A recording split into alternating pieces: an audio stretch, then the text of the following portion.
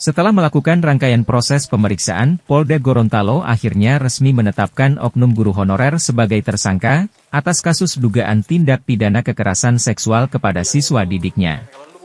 Di mana kejadian bermula saat oknum guru honorer melihat korban bersama rekannya hendak pulang sekolah, pelaku pun kemudian menghampiri keduanya dan mengajak mereka ke rumah pelaku yang ada di Kecamatan Tilango. Modus pelaku membelikan makanan kepada korban, setelah itu korban tak sadarkan diri, pelaku langsung melakukan aksi bejatnya tersebut. Sebelumnya pelaku mengancam korban untuk tidak melaporkan kejadian itu kepada siapapun.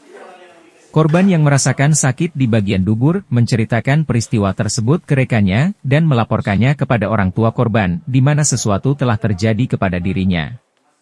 Sejauh ini pihak kepolisian baru menemukan 3 korban, dan masih terus melakukan pengembangan atas kasus ini. Yani pada hari Rabu 1 November 2023 setelah pulang dari sekolah sekitar pukul 1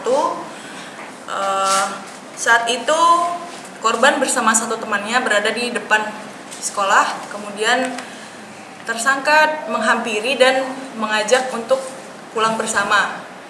Pada saat itu ia mengajak untuk pergi ke SMP 16, kemudian korban dan satu temannya itu ikut bersama tersangka. Kemudian dibawanya oleh tersangka ke rumah tersangka.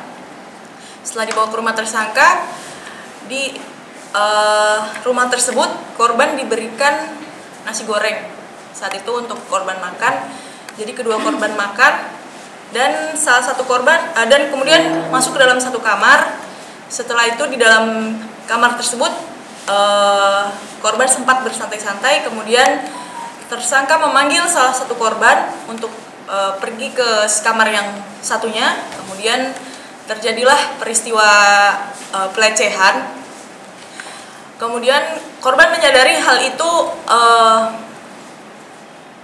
saat itu tersangka memijat-mijat daerah paha dalam korban menggunakan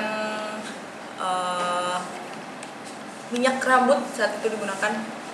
Kemudian setelah dipijat-pijat dan disentuh bagian kemaluannya, setelah itu korban tidak sadarkan diri. Setelah tidak sadarkan diri, kemudian korban baru tersadar dan korban sudah berada di kamar mandi bersama dengan tersangka.